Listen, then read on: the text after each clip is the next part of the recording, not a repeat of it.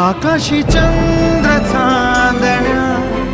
तोडून मी का आणल्या, मनाचा पाळणा करू बांधून घे जरा झुला, डोळ्यात तूच साजणी सुखाचा स्पर्श तू नामा, तुझ्या विना उरेन अर्थ जीवना,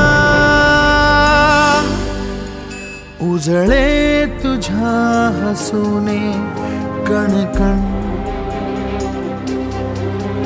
अन चंद्र हे हातीचे काकण,